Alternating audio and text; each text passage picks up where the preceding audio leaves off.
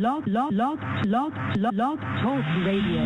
This thing right here is for my peoples in the streets. Yes, today. All right, welcome to RSG ONE MIC. We got another hot one here in the business, and we're gonna find out today: has the bubble burst? We're gonna be asking. We're gonna find out. So much happening with everybody talking about a bubble and everything, and some people aren't talking about a bubble. But we're gonna get to that in the Cipher in about 15 minutes. But we're gonna kick it off with open mic. But we're gonna start out with introductions of my co-host here tonight. Let me start with my man Carl Hampton. How you doing? I'm blessed and well, brother. How you doing? Oh, doing well, man. Glad to have you here. I know you hustling, so it's good to have you here tonight with us. Then we got the youngin who will be helping us out in this first segment. His name is Darnell Kirkland Jr. For you folks who don't know, how you doing, Darnell? I'm doing great. Like I told the kids today when we was at the summer workouts. It's 88 and I'm feeling great. The snow's out. And weather is nice outside. Nobody needs to be going to Miami with the way Ipsy's looking right now. That's right. And my name is DeVon Wilson, and I'm the other third of this Lee's three-man booth. And we usually have our friend, our other brother, Hank Davis, but he's not here with us tonight. But we got a full show to hit you. And so in the open mic, the youngin, the Gatorade Player of the Year, Emoni Bates, made his decision. Got on there, was on Zoom, whatever, and announced that he's going to go to Michigan State, be a Sparty. And I know the Spartan Nation is excited to hear that kind of stuff. But there's still a lot to talk to about this story because, there's still questions about whether or not he will go to the league. And so we don't want to look at that. But one of the interesting things in the conversation was, Emoni's dad was asked about, was he mad that more people didn't recruit him? And I didn't realize he wasn't getting pushed at, he wasn't getting recruited at the level that a player like his caliber should have been recruited. I'm thinking some of that might have been because of Sparty, but I know, Darnell, I know you're close to the situation. Where did that statement come from? Well, I can see both sides because from where EJ is coming with this is he's talking about most of the schools, because a lot of these guys, like these players, they want the experience, the experience of being recruited and that kind of thing. You see with a lot of players that came into the NBA straight out of high school, when they first hit free agency, they always talk about they want the experience. Even if they're only considering to play for one or two teams, they still want to hear the pitch. But the thing with the other colleges is, they don't really. The main point with them is they don't want to waste their time. Like at the end of the day, everybody knows Emoni. He grew up a State fan. He's a Sparty. So there's really two choices for him. He was either going to State or he's going to the NBA. But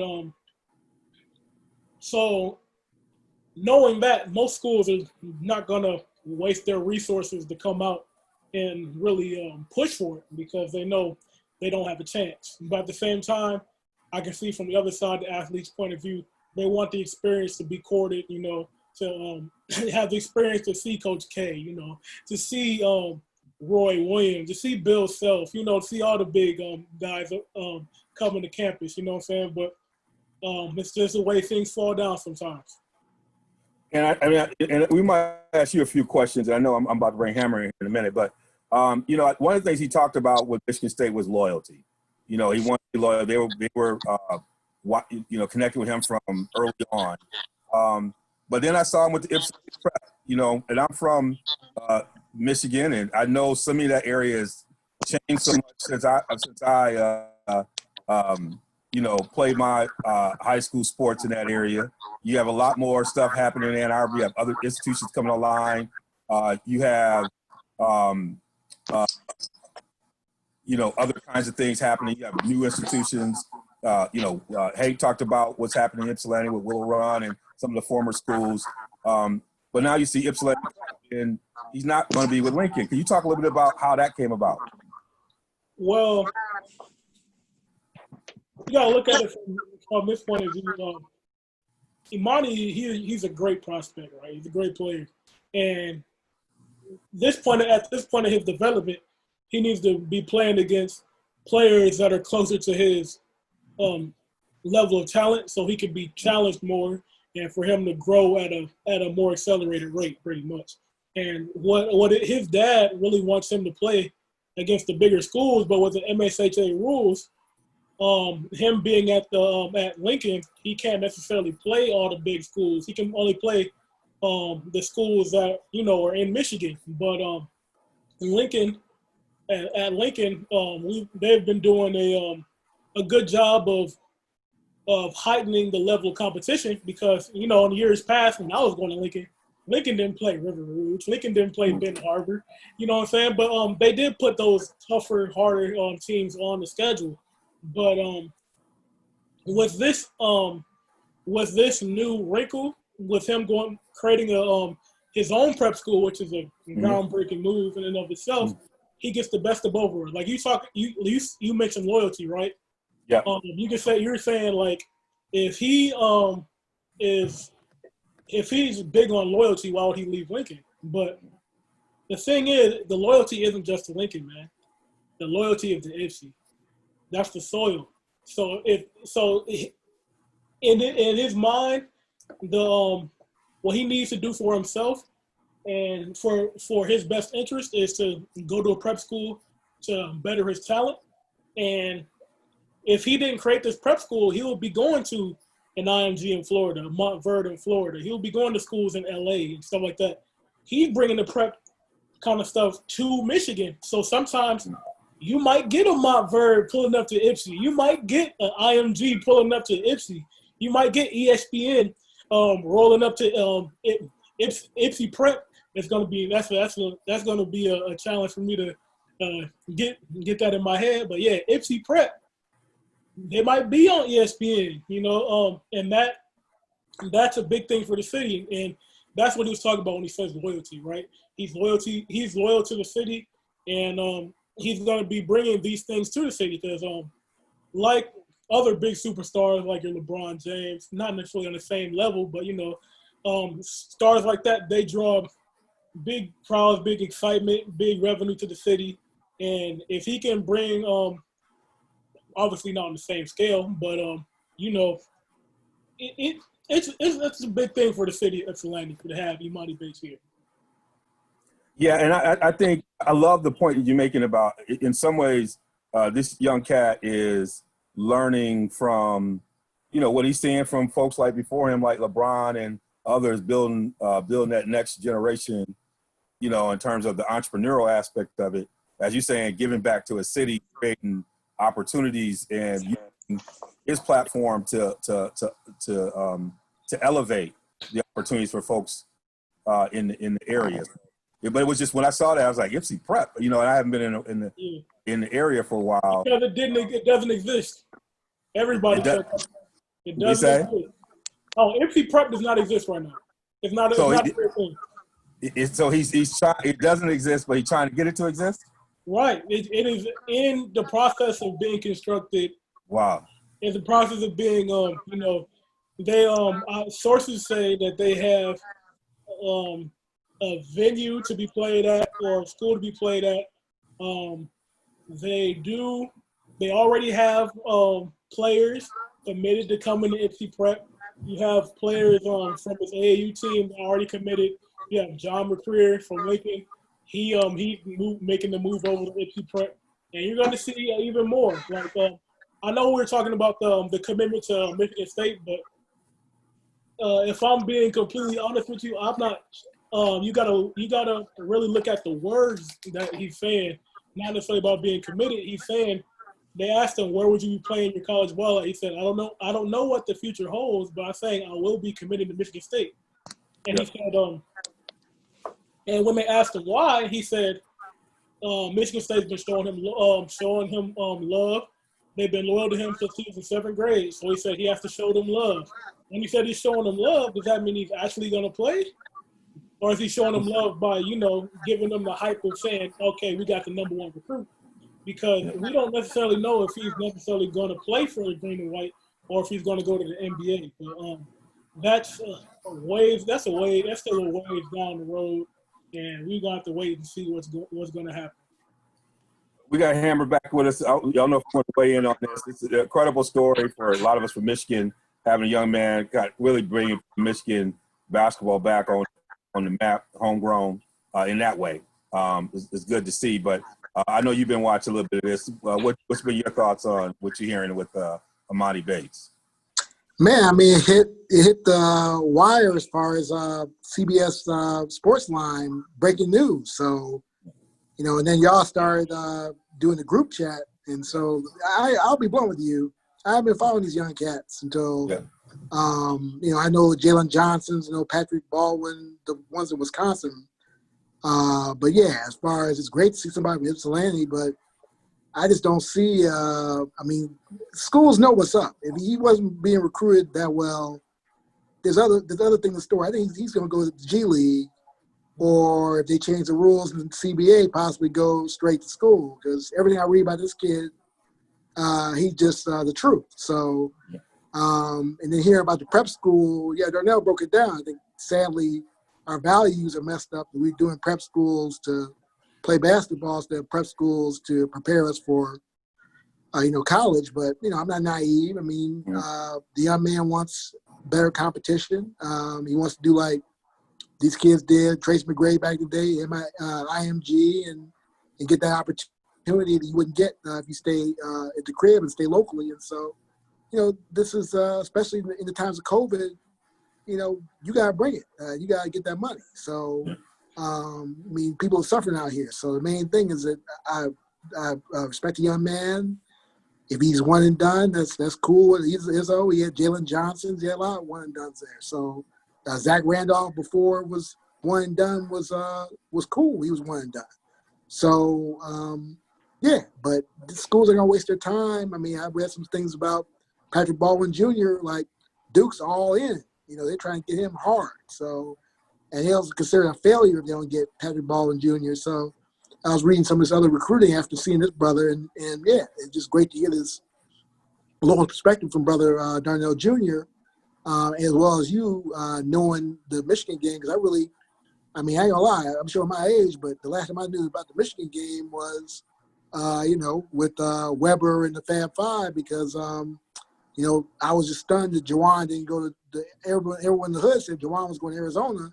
And all of a sudden, Jawan went to the Fab Five, and, he shocked us. So, but then he kept it under wraps. You know what I'm saying? Yeah. People who really knew him knew he was going to Michigan. So, I wish the young man well. But, like I said again, it's just weird with these one and dones. Let's be real about it. These kids get on campus.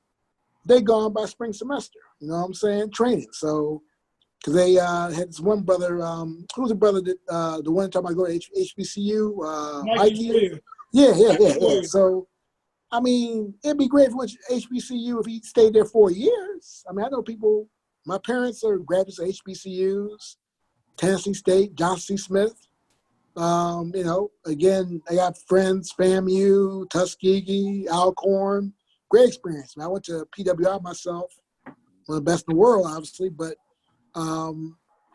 you're going to get the HBCU experience from being a one and done. You're going to be out and you're going to be training by spring. So it's great for the one and dones, but, again, I just don't see how it's going to help the school long term unless they get a whole bunch of one and dones, back in a row, in unison roll, going back and, consecutively, but I just don't see it. So, and what I would see with something like that, and this is why I'm probably I hadn't thought about this until Darnell brought it up, is the long-term financial commitment they make. These young cats are making. So what I'm imagining is he's going to get this prep going, but he's not done. He's watched what LeBron has done in Akron, and he's like, okay, I'll have the resources to really. This will be my legacy. Like these young cats are seeing that. Because it's being role modeled by Jalen Rose with the Jalen Rose Academy. They're aware of that. They see what Jalen's doing, which is it. And I think with the HBCU, if real could count is first of all, even though you go one and done, do you graduate? That's one. The other thing is you can be a benefactor. You can be giving money. And so if you get, and as I know, HBCUs could use that kind of person. Oh, big time, yeah. I mean, a lot. But able to put the money there DeVon, versus though, but Kansas. DeVon, let's be real though. You're not going to gain affinity for a campus in the one and done experience. I just don't see it, man. I mean, Cats do it all the time. I watched the kids from Duke. They love Duke. I was about to say, have you seen? Yeah, Wait, Kyrie Irving mean, talked about Duke. He played I 11 think games. that's deception. Yeah, they talk about Duke like they've been there for 4 years. That's how these kids. Yeah, well, Zion's talking about that. Yeah, but I think that's how they operate. Rule, they are microwave. That's the rule, bro. That's Them 1 year is like 4 years. Yeah, and I would love to see Mikey. I would love to see Mikey Williams play at Alabama State for Mo Williams.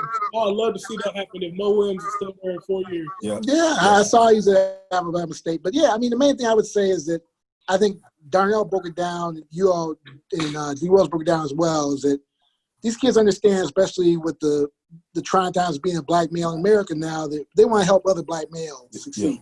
I mean, there's only one Mikey Williams, only one his brother from Ypsilanti. So there's only one, Patrick Baldwin Jr. So I think that you want to transform lives and really give what God gave you back to your community and lift That's them right. up. That's what Von's done in Akron. That's what Jalen's done with Jalen Rose Academy in Detroit. And so that's what mine's going to do in hopefully Ypsilanti if God blesses him with the fortune of being, either going to Michigan State or making that money. So, yeah, so I hear about that. But, it's fascinating because it was national news today. And so it's just obviously we're a slow time in sports, but we made national news. But I was just like, Ypsilanti? I was like, let me hit up Bud Darnell. Let me hit up D. Wells to see what's up. Because I was like, I didn't know. It was great news. Great news.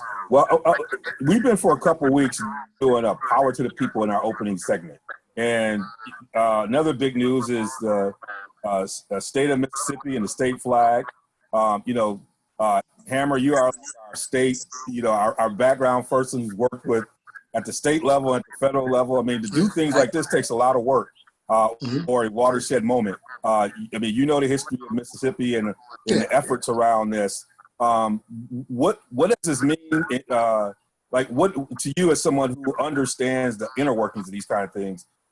What did that mean when you heard this, saw the momentum for this? Well, I'm biased, bro. My late mother's from Mississippi, man. My father's from Jackson. Yeah, from Columbus area. So I was breaking down to you. I'm gonna disappoint a lot of people, I'm gonna say, but you have me out here to keep it real, like real sports guys. It's all about the money, man. Yep. They're not. I mean, the flag, it'll be some. I mean, a lot of brothers. It'll be some. It's symbolism. We gotta do systemic change in Mississippi, especially. I was told yesterday Mississippi doesn't even have fact is just if I'm wrong, but they don't have an economic development director. Like, come on now, they're 50th in everything, besides sadly Wisconsin and some things. So, but we're gonna work on that at my level. So, the bottom line is that it was about the money, man. So they took the flag. I was talking to my cousin. I got a cousin in Columbus, Mississippi, which is right near Tupelo, where Elvis is from. And, we broke it down. That I said it's going to be passed because they don't lose out in the SEC championship. They don't lose out on all this money. And so that's all it's about. It's going to be systemic change. If you've been in Mississippi lately, I mean, last time I was in Mississippi was for Shelly a funeral. Yeah. It hasn't changed, man. So, I mean, I'm not taking down the flag is going to lift up a lot of people. But we need to do systemic change in Mississippi, man. Mississippi is one of the poorest states in the union. Again, I got love for it because I wouldn't be here but for Mississippi because my mama's from there. But I'll give you a personal story. My mama's not here right now because she got poisoned because they would poison the black wells in town and leave the white wells alone with a chemical plant. So, I mean, changing the flag is not going to change that systemic racism there. So, it's over appeals, but it's great to see the running back, and all these brothers who demand the flag be down, and great to see Coach Leach and Coach Kiffin up in there. But what are you going to do for the majority of people who don't have a voice in Mississippi, who don't have the clout to do these? And so, you're helping a select few, but you're not helping the masses who are going to abject poverty in Mississippi. So, like I said, it's a Pyrrhic victory in a sense. So, But I think you point out some really good points, and it's been part of my theme of policy over pandering, and so. But I think we have to have some of these symbolic changes. I think, just like you said, this is the first move, but there's much more to go. I want to send a shout out to my folks down at Pontywood School outside of Jackson. It's an all-black boarding school. It's an amazing boarding school. I used to go down and recruit down there, and so there's some gems in terms of opportunities. But as you say, it's ranked near the bottom in a lot of areas that have a bigger impact on Black communities, poor folks in general in Mississippi, but Black communities proportionally.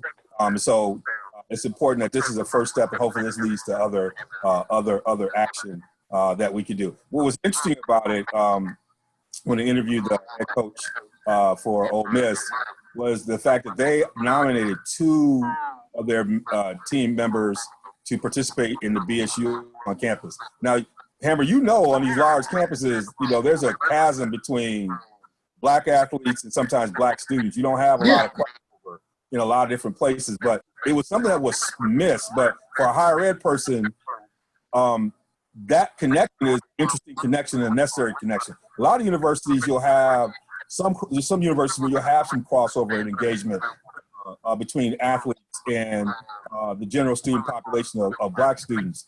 But when I heard about that, that's an interesting structural decision there to really connect the athletes to the work that's being done on the student campus. I don't know if you caught that one, but I didn't catch it, but I'm glad. We know about those chasms. Yeah, we know about those chasms between, sadly, the scholarship brothers and sisters, as well as the general populace. So, that's a great move. That's a systemic move right there. Because that's going to bring unity in the campus, because sadly we have disunity in divisions and divisiveness between the student athletes and the students who have sadly different experiences. So the fact that they are in that space, that's a great move. And that's the type of stuff we need to do, the incremental small moves. So I'll give kudos to that. Definitely. That's great, brother. But as far as, again, getting to infant mortality and business development, we got to do more. Governor Reeves and the legislature got to do more than take the stars and bars down to lift up the Black community. Like you said, the symbolism is powerful because symbols hurt people and hurt lives. Don't get me wrong, but the systems destroy lives and kill lives, and so that's what we need to look at as far as the power of what we're dealing with. But I'll give a shout out to that. I can't criticize that, brother. Yeah, I thought I sucked that one in because you would understand it, because you and I have worked on these campuses and watch how that does it, and that's a small move that people miss. We're gonna come back to this stuff, but I want to jump into the Cipher. Is the bubble bursting? Everybody talking about these bubbles. Every sport talking about these bubbles. Now MLB not even talking about a bubble, but everybody talking about these bubbles. And as the bubbles are being formed, we got rising cases in Florida where a state is going to host some of this stuff. You got about over 20 cases, I think, in the NBA that have been reported, maybe a little bit more. You got the executive director for the NFL Players Association publicly going at players who are working outside, rightfully so, doing their own stuff. Rightfully so. You got the MLB is basically saying we're gonna stay in our home cities and we're gonna fly across the country. You got college football programs shutting down as we speak as cases rise. Is the bubble bursting? I'm going to start with you, Young and Darnell. Is the bubble bursting right now in college sports? I think the word you're looking for is second wave, but I don't even know if we got over the first wave, to be honest. We haven't, bro. But there seems to be cases spiking all over the place, except for one place, and that is the great state of Michigan, because of Gretchen Whitmer. Well, on another note, you saw Clemson. Clemson had like 35 cases. Yeah.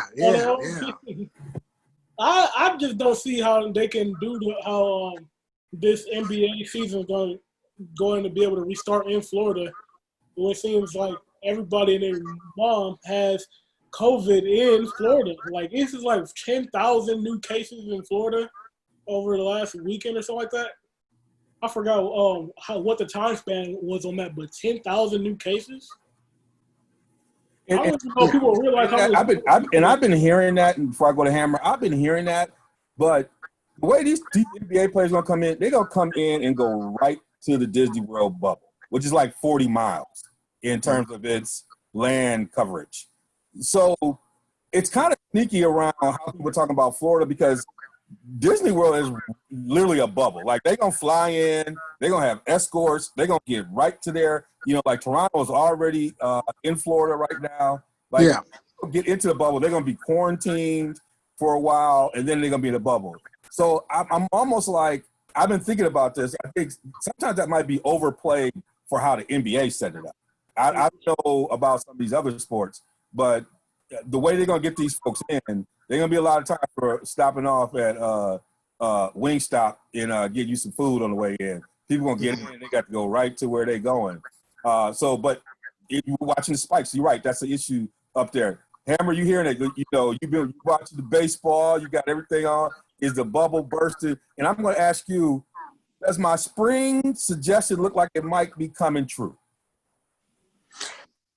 Yeah, I think the bubble is bursting, man. It's really frightening if you see just the coronavirus is just running amok around the country. And candidly, it just scares me about really the libertarianism, as well as just a lack of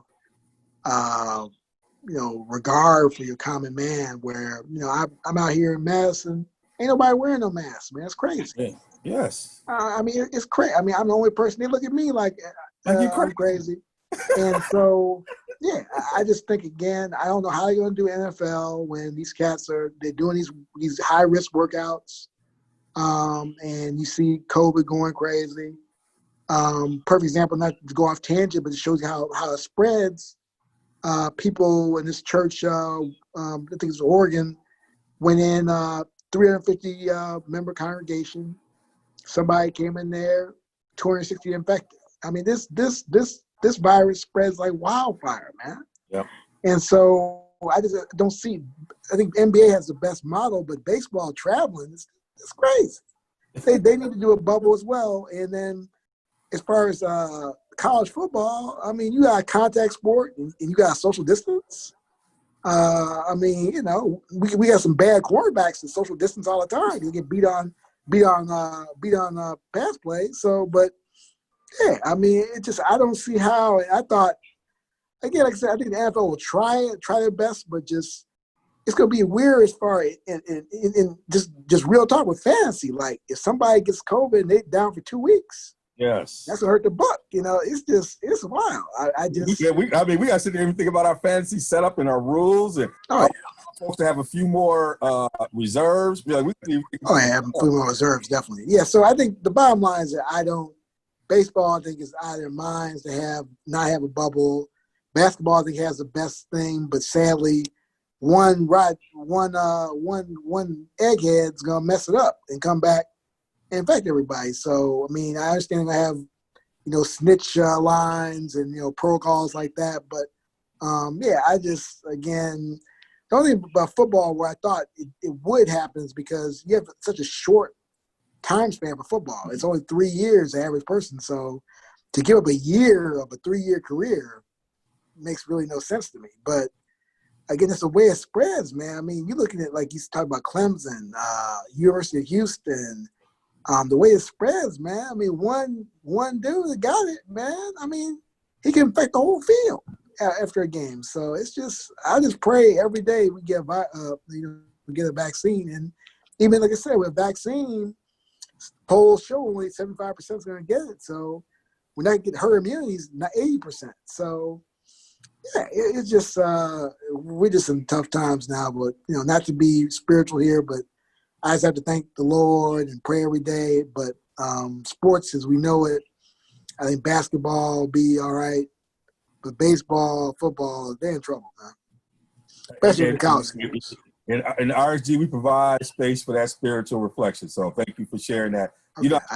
I thought that, but I never, hey. for my brothers who don't believe in the word, you'll believe it soon enough. Especially you'll believe it soon enough. So I got friends who were so atheists, and that go tangent. They believe them now because it's just like because it's real, man. It's real. I mean, I think I know your family passed away. Yep. Sadly, so it's just tragic. But that's where I am, D. Wells. Is that I think basketball is usually the best model. Football, I just don't see it from the context standpoint. Baseball, they just messed everything up with baseball, man. I mean, and seeing Mike Leake's not going to play. With Mike Leake, really? And other people, I'm just like, it's terrible, man. So Darnell, I mean, you're doing, and we didn't put out here, but I mean, you get to update. You're doing the youth. You're doing high school. You're where you got even less control in parameters and resources around here. What are y'all seeing on that level?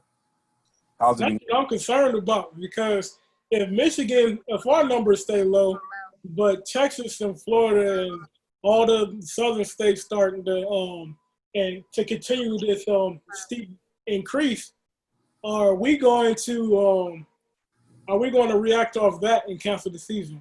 Mm. And our numbers are low. I'm not sure how that will work or that's gonna go. But as far as turnout, the numbers are high. Like a lot of kids, they've been in the house all summer, and the kids are coming out. Like we got pretty much a whole team for freshmen.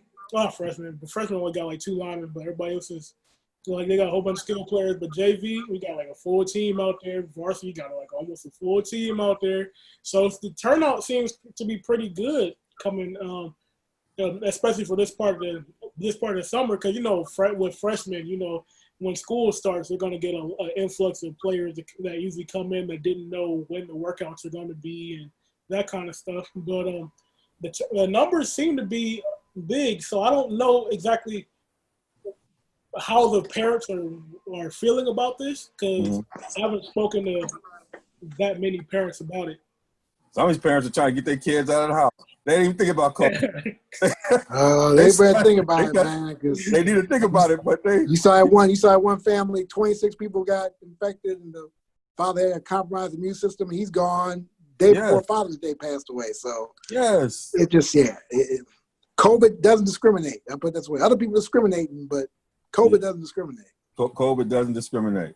Well, we're gonna be watching this bubble. We're gonna be checking it out because right now I got little holes in it. I'll be remiss to leave without. We had a big announcement today with Cam Newton going to New England. I know that wasn't on our rundown. Yes, sir. But maybe let's talk about it. Darnell, what's your reaction to Cam? Yeah, Belichick's done it again. You know what's crazy? When this news came down yesterday, I was 1,000% sure this was going to be the big headline of the show. But then, like 1:30, 2 o'clock p.m. today, while I'm at work, we get the bomb drops. But yeah, Cam Newton to the Patriots. I think this move helps them to stay relevant. I don't think Bill Belichick ever was really into tanking. I don't think he ever really wants to bottom out. He loves the game too much. He's a guy kind of like Greg Popovich now, where they want to stay afloat. They try to rebuild without necessarily all the way, without bottoming all the way out like Boston did, like San Antonio did in basketball.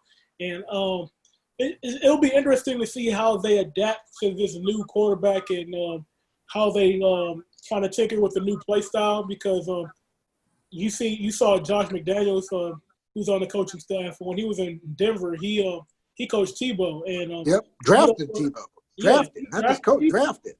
Yeah, so I don't know if they're gonna tailor the offense more towards that way, or if they're gonna try to, because Cam has a long history of injury. So I don't know if that's necessarily going to be the way they're going to go. But I see them being an 8-8, 9-7, 10-6 kind of team. I don't see them necessarily going to the Super Bowl, but I don't see them being bad either. So it keeps them afloat. Yeah, Hammer, what was your reaction? I thought it was a great move. I was really worried about Cam because I thought the market would basically materialize where he would get. I thought Jacksonville would come after him, but it really makes sense. It's a low risk, high reward for them. My understanding he's healthy. Belichick has always had high regard for him. You probably know he's 2-0 against New England, which is, saying something. And I think the bottom line is that I think they're going to tailor the offense to him as far as running more, because I think that their running game is they got best running back rooms in the league. So with Sonny Michel, our brother James White from Wisconsin, Burkhead. So I think he's going to be able to compensate for the lack of talent on the edge positions, on the wide receiver position, as well as the tight end position. And I think they'll use him. They're not going to use him like he did in Carolina. He'll get hurt again. I think they'll use a sweet spot with him where he'll be running more than obviously Tom Brady will do, but not as much as he did in the past. And so I think he'll be more accurate with Josh McDaniels. I think, Brother Darnell broke it down. Like he steals my words all the time. So the fact he got Tebow tells me he knows how to do it. And they beat your beloved Steelers. I hate to bring it up. I have to with Tebow at quarterback. So, and the main thing, the final thing I'm gonna say is that you don't waste a defense like that, Brother D. Wells or Brother Darnell.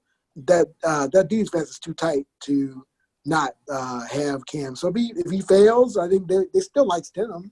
Don't get me wrong. And also look at you got Gus Malzahn. I know Belichick called Malzahn. I know he did because he's got those great college relationships. So I was happy for Brother Cam. I think he's healthy. He's hungry. He's been humble, Cam. I mean, this guy was the most wanted MVP, and then all of a sudden, you got people like San Diego doesn't want you, so Carolina discards you at the worst possible time after the free agency group to basically mess you over. So I think it's a great move. If he's not healthy, then sadly his career is over. But he had a great career. But if he is healthy, get 1 year, kill it, then get you a 2-3 year deal with New England and keep going. He's still a young cat. So yeah.